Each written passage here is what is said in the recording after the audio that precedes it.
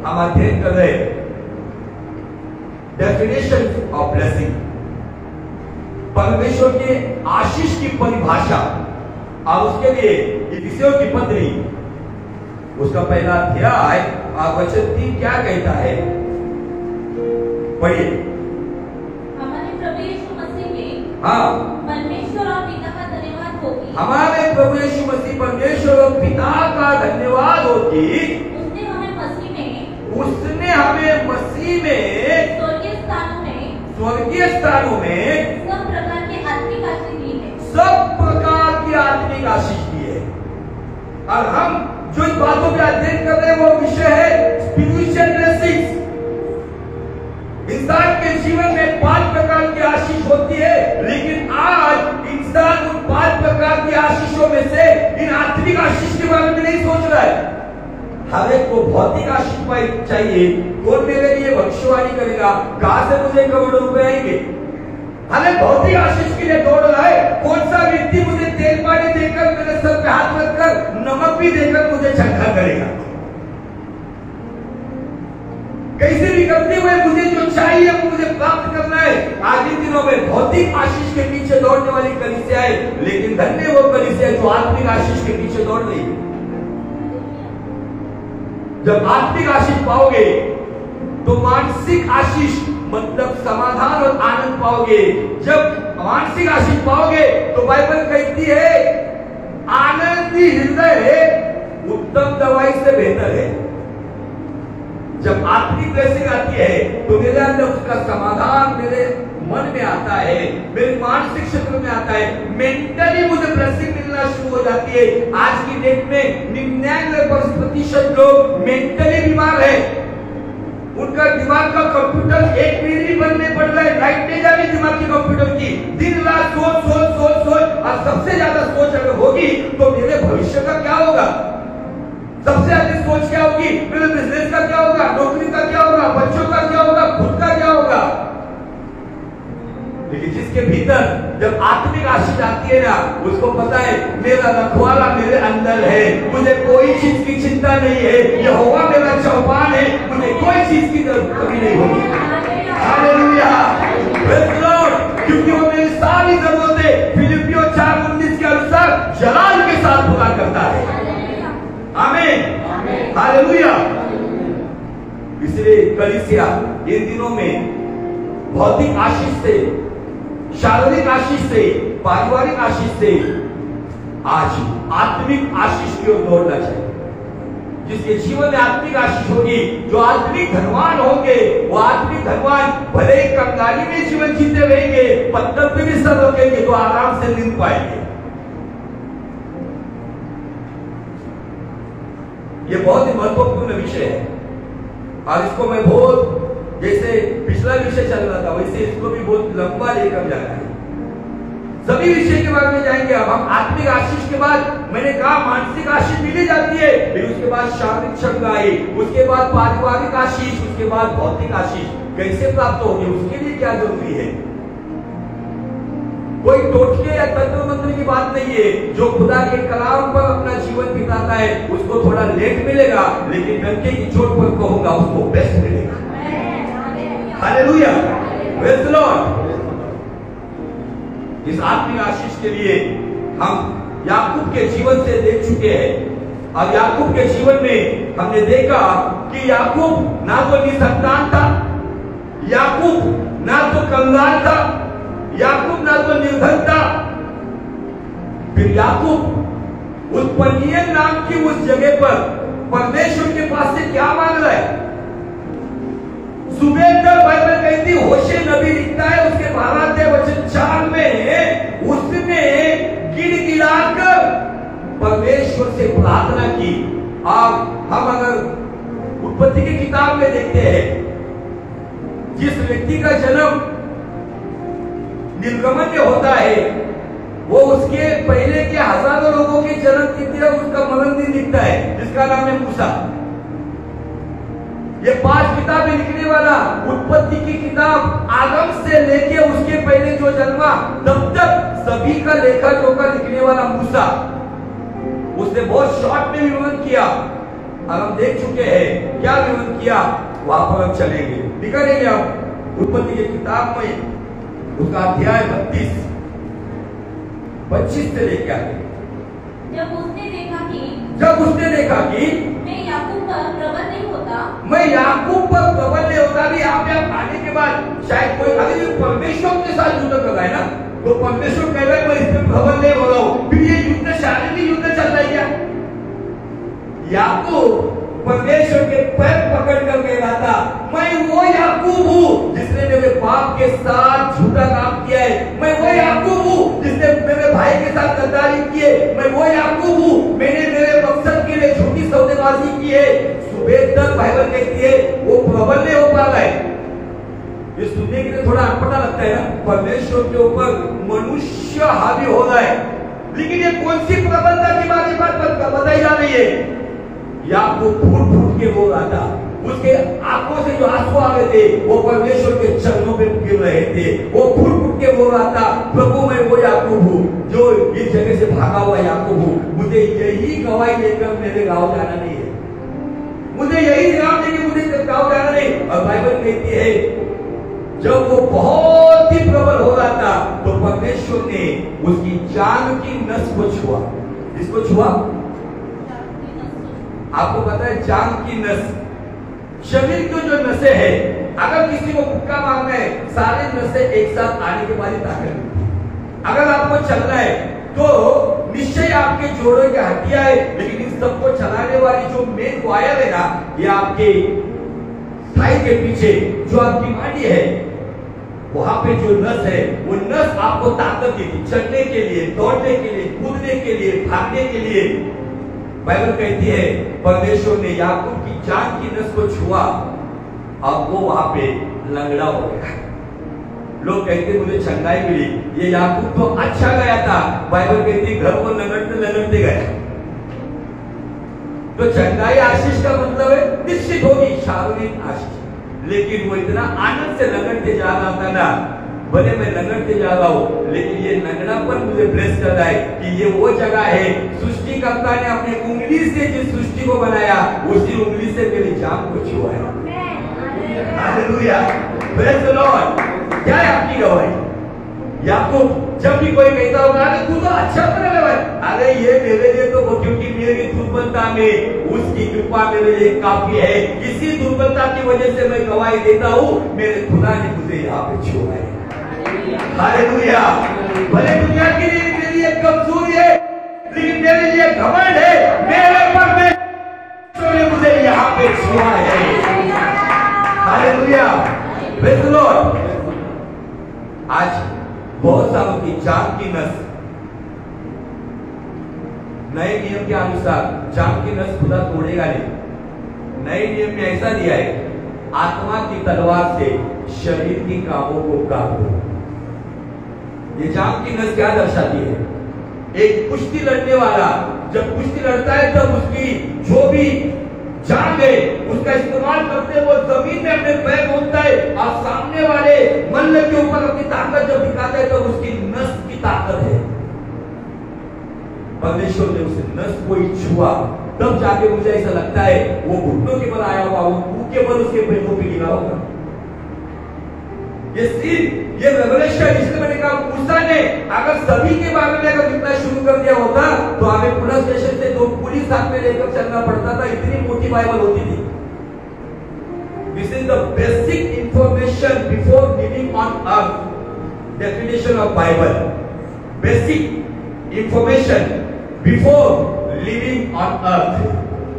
ये बेसिक दिया हुआ है और सारी महान और जो गहन बातें हैं ना तो पिता परमेश्वर और उसका पुत्र में उधर जाने के बाद बताएगा। आपके जो भी सवाल रहेंगे ना सवाल के को उधर जाके पूछो। कुछ आते बाइबल को पूरा पढ़ते लेकिन ऐसा अटपटा सवाल आता है, काइन की पत्नी का नाम क्या है? मैंने उसको कहा काइन की पत्नी का नाम ऐश्वर्या द्वारा। किधर लिखा है मालूम नहीं। अगर तुझे काइन की पत्नी का नाम लेकर क्या करना है, तू खुदा की पत्नी बनने के लायक जीवन जीवाएगा, उसके ऊपर ध्यान दे। आमीन। आप एंजॉय कर रहे हो? ये जान की नस उस मल्ल के घमंड को दर्शाता है। आज बहुत सारे लोगों की जान की नस टूटनी जरूरी है। कितने ऐसे हैं जो अपनी सुंदरता की घमंड की नस आज तानते हुए चल रहे, कितने ऐसे अपनी ज्ञान की नस तानते हुए चल रहे, कितने ऐसे अपने बड़े बड़े कामों की नस तानते हुए चल रहे। इन दिनों में खुदा उसको काटेगा नहीं, आपको खुद काटना होगा और घुटने के बल आकर मुंह के बल उसके चरणों में गिरना होगा, तब जाकर वो कहेगा तेरा नाम क्या है।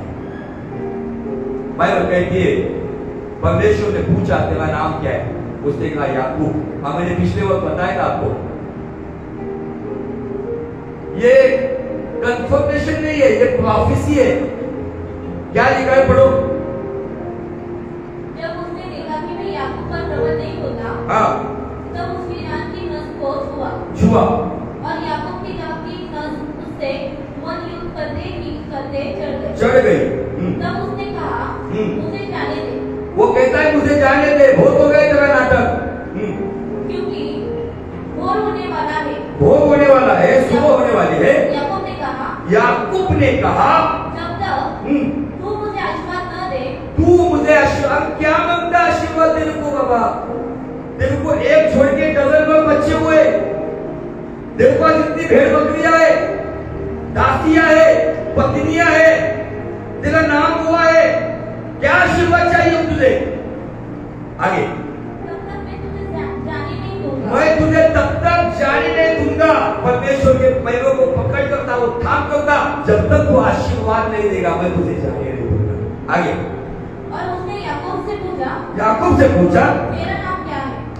हाँ, उसने कहा याकूब। मैंने लास्ट टाइम यहाँ पर आके आपको थोड़ा सा उस पॉइंट को बताया था। उसने प्लेनली, भले मूसा ने लिखा, उसने कहा याकूब, लेकिन पवित्र आत्मा के दर्शन में मैंने देखा याकूब घुटनों के बल आकर फूट फूट के रो रहा था, पेड़ रहा था, प्रभु मैं वो याकूब हूँ जिसने अपने भाई के साथ सौदेबाजी करते हुए मसूर की दाल पर मैंने उसके बड़ेपन का अधिकार छीन लिया। प्रभु मैं वो याकूब हूँ, मेरे पिता की दृष्टि का गलत फायदा उठाते हुए उस बकरी की चमड़ी को पहन कर आकर मेरे पिता के साथ धोखाधड़ी करने वाला मैं वो याकूब हूँ। मैंने मेरे पिता की दृष्टि का मजाक उड़ाया, मैं वो याकूब हूँ, मैं वो मक्कार याकूब हूँ। तब जाकर क्या कहता है परमेश्वर वहां पे, परंतु उसने कहा अब तेरा नाम याकूब नहीं परंतु इस्राएल होगा या है। होगा बोले तो ये क्या होगा, भविष्य काल होगा या वर्तमान काल होगा? हाँ, ये भविष्यवाणी है या कंफर्म नाम है? इसको कंफर्म करने के लिए आपको होशे की किताब में फिर से जाना पड़ेगा। वहां पे एक जगह का जिक्र किया गया है, पनियल के पास जो भविष्यवाणी की गई है वो बेथेल में जाके पूरी होती है। होशे बादशाह मतलब दूध से लड़कर उसने जीत भी पाई, रडून देवाची करुणा भागली, वो रोया और उसने गिड़गिड़ाकर विनती की, त्याला देवाचे बेतेल दर्शन झाले। कहां पे दर्शन हुआ? बेतेल में। ये वचन क्यों पढ़वाया मैंने? अगले सप्ताह में अगर मुझे मौका मिला प्रचार को तो मैं इसकी गहराई की बात और बताऊंगा। ये भविष्यवाणी क्यों है? क्योंकि होशे 12:4 में पनियल के पास रोना और गिड़गिड़ाना है, लेकिन बेतेल के पास खुदा का एक दर्शन है। तो उसको समझने के लिए सिर्फ पढ़ो आप, हम इमीडिएट प्रार्थना में चलेंगे। इसी उत्पत्ति के किताब के 35 अध्याय का 9 वचन में यहाँ पे कंफर्म उसको इस्राएल नाम कैसे मिला, वो बातें हम अगले एपिसोड में देखेंगे, पढ़ेंगे। उत्पत्ति 35:9। फिर याकूब के पद्दनराम से आने के पश्चात, याकूब के पद्दनराम से आने के पश्चात परमेश्वर ने दूसरी बार उसको दर्शन दिया। कितनी बार? पहला दर्शन पनियल में था, दूसरा दर्शन बेथेल में। हाँ, दर्शन देकर आशीष दी और परमेश्वर ने उससे कहा, दूत ने, वहां पे लिखते हुए हम देखते हैं दूत है, लेकिन यहाँ पे दिया दूसरी बार दर्शन दिया जब वो अपने मामा लाबान के साथ अपने परिवार को लेते आ रहा था। आगे, अब तब तेरा नाम याकूब रहा है, तब कहा है हाँ, पर आगे को तेरा नाम हाँ, याकूब न रहेगा, हाँ, तो इज़राइल कहलाएगा। इज़राइल कहलाएगा। इस प्रकार उसने उसका नाम इज़राइल रखा। इस प्रकार उसने उसका नामकरण हो गया। आज भी हमने कुछ लोगों का नामकरण किया है। परमेश्वर ने उसको दूसरी बार दर्शन देकर क्या कहा, तो याकूब कहलाता था, लेकिन अभी याकूब है, इज़राइल है। होशे 12:4 को उसके साथ जोड़ो, वहां पे 2 जगह का जिक्र है। रोने वाली जगह पनियल, जहां पे परमेश्वर का मुख और कंफर्म प्रोफेसी पूरी हुई, वो बेथेल में ये प्रोफेसी पूरी क्यों हुई, वहां पर भी दिया परमेश्वर ने उसको आशीष दिया, उसका नाम बदल गया, मतलब उसको आत्मिक आशीष क्या मिली। तो नीति वचन 22:1 के साथ उसको जोड़कर देखो, बड़े धन से उत्तम नाम सुहावना हो गए। वो उत्तम नाम उसको चाहिए था, क्योंकि याकूब अपनी नजरों में गिरा हुआ था। मैं इसी जगह पर मेरे बाप के साथ धोखाधड़ी करके गया, मेरे भाई के साथ धोखाधड़ी करके गया, मैं यहाँ से भागा हुआ भगोड़ा हूं। लेकिन जब बेथेल में दर्शन देकर जब वो अपने गांव हेब्रोन में जाता है, तो उसका सर ऊंचा है। उसके बीच की कुछ घटनाएं मैं आपके साथ शेयर करना चाहता हूं, वो आप अगले एपिसोड में देखिए। आत्मिक आशीष जब आती है ना, तो इंसान का केवल नाम नहीं बदलता है, तो इंसान का चरित्र भी बदलता है। वो चरित्र कैसे बदला, उन बातों के ऊपर भी हमें गहरा अध्ययन करना है। इसलिए जब आप आते हो तो मुझे वो कलीसिया के लोग चाहिए जो मैं पढ़ा रहा हूं उसका आगे पीछे का पढ़कर आए। तो कुछ लोगों की बाइबल केवल हॉल में ही खुलती है, तो उनके लिए मैं आपको बताना चाहता हूँ, जिंदगी ऐसी चली जाएगी, कोई परमेश्वर का ज्ञान रख नहीं पाएंगे। दानियेल 11:32 कहता है, धन्य वे लोग जो अपने परमेश्वर का ज्ञान रखते हैं, वो बलवान होकर बड़े काम करते हैं। Hallelujah, praise the Lord. यीशु मसीह ने कहा, जो मुझ पर ईमान रखता है, वो मैंने जो किया है वो भी करेगा, इवन उतना ही नहीं, मुझसे भी बड़े काम करेगा। लेकिन वो कौन से बड़े काम, उसके लिए क्या मेरा चरित्र होना चाहिए, मेरे कैरेक्टर के अंदर क्या बदलाव आना चाहिए। मैं जब चाहता हूँ, इसका मतलब मैं बहुत आत्मिक हूँ ये नहीं है, मेरा चाल चलन कैसा, उस पर मेरा जीवन फैला हुआ है। मेरी सोच कैसी है, मेरी दृष्टि कैसी है, मेरे विचार कैसे है, मेरी संगति कैसे है, उस पर मेरा जीवन फैला हुआ है। याकूब के जीवन को देखो, बेथेल में पनियल से बेथेल के बीच में कुछ घटनाएं हुई है। उन घटनाओं के ऊपर हम प्रॉफिटिकली अध्ययन करेंगे, क्योंकि ये प्रॉफिटिकल वे का जमाना है ना। बहुत सारे लोग प्रॉफिटिकल बोलते हैं लेकिन गॉस्पेल ही प्रचार करते हैं। समझ में नहीं आता है क्या प्रॉफिटिकल और क्या गॉस्पेल। प्रॉफिटिकली क्या साउंड करता है, पनियल से निकलकर लंगड़ाते हुए याकूब घर गया, वहां से एसाव के साथ उसकी मुलाकात हुई, बीच में एक दुखद घटना भी हुई, उसके बाद कुछ चीजों को दफनाया गया। मैं लिख दे रहा हूं आपको, तब जाकर बाइबल कहती है, बेथेल में यहोवा ने उसको दर्शन दिया। और जैसे इब्राहिम वेदियां बनाते गया था, इब्राहिम के जीवन में जब वो कसदियों के ऊर में से जब निकला था, तब शेखेम में उसने पहली वेदी बनाई थी, वहां से बेथेल में दूसरी वेदी बनाई, वहां से हेब्रोन में तीसरी वेदी बनाई, और वहां से बेरशेबा में चौथी वेदी बनाई। सेम वे में इसहाक में भी शेखेम से बेथेल, बेथेल से हेब्रोन, हेब्रोन से बेरशेबा। सेम वे में याकूब ने भी शेखेम से हेब्रोन, हेब्रोन से बेथेल, बेथेल से बेरशेबा। इसीलिए उस परमेश्वर को अब्राहम का, इसहाक का, याकूब का परमेश्वर कहा है। अब इन वेदियों के ऊपर मैंने बहुत लंबा प्रचार किया, अगर आपको सीखना है तो यूट्यूब चैनल पर मेरे आप देख सकते हो। अब्राहम की वेदी, इसहाक की वेदी, याकूब की वेदी, एलिया की वेदी, अलीशा की वेदी, सब वेदियों के बारे में प्रचार किया। लेकिन मेरा टॉपिक वो नहीं। पनियल से लेके बेथेल तक बीच की जो घटनाएं प्रॉफिटिकली आज हमारे लिए क्या बात सिखा रही है, जो इतिहास में घटा हुआ है, वर्तमान में मुझे क्या उसका लागूकरण करना है। याकूब का इज़राइल होना ये एक मसीह व्यक्ति के नए जन्म को दर्शाता है। क्या मेरा नया जन्म हुआ है? अगर मेरा नया जन्म हुआ है तो मैं खुदा के बिना रह नहीं सकता हूं। अगर मुझे नया जन्म या उद्धार का अनुभव मिला है तो मेरे जीवन में वही आत्मिक की संसार की बातें, लालच की बातें, ईर्ष्या की बातें नहीं रहेगी। याकूब का इज़राइल होना मतलब पापी का उद्धार पाना है। क्या मेरा नया जन्म हुआ है। आत्मिक आशीष की सर्वोत्तम बात यही है कि याकूब का इस्राएल हुआ, इसका मतलब जैसे शाऊल का पौलुस हो गया। जब नाम बदलता है, कुछ लोगों ने नाम बदल दिए, शिवा का शिमोन हो गया, शंकर का शालोम हो गया, लेकिन कैरेक्टर तो वही है। जब नाम बदला तब चरित्र नहीं बदला है। अब वो कैसे बदलाए ना, इन बातों पर हम अध्ययन करेंगे अगले कुछ एपिसोड में। तब तक के लिए मैं चाहता हूं, जो दनियल 11:32 के अनुसार परमेश्वर ने आज शायद आपको चोट पहुंचाई हो, आपके हृदय को जख्मी किया होगा। मैंने बहुत सारी परमेश्वर के साथ जो वाचा बांधी है ना, उसको तोड़ा है। अब इसकी वजह से मैं संसार की रिश्ते नाते की चिकनी चुपड़ी बातों में आकर मैं भक्तिमान जीवन जीने वाला व जीने वाली भक्तिहीन जीवन जीने लगा हूं। उस बात के लिए पश्चाताप करो आज इस समय से लेके संडे के पूर्व भोज तक। जो चाहता है कि मैंने प्रभु के खिलाफ पाप किया, मैं ये नहीं कहूंगा किसी को कि आप चर्च इतने दिनों से नहीं आए, आप पापी हो। ये आपका वो परमेश्वर के साथ बना हुआ वाचा है। वो वाचा आपने आप उसके साथ की थी, उसके लिए पश्चाताप आपको उसके सामने करना।